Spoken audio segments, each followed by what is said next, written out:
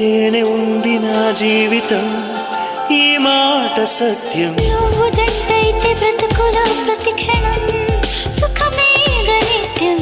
పదే పదే నీ పేరే పెదవి పలవరిస్తోంది. ఇదే పాట గుండెల్లో సదా మోగుతోంది. నేనే నీ కోసం, నువ్వే నా కోసం.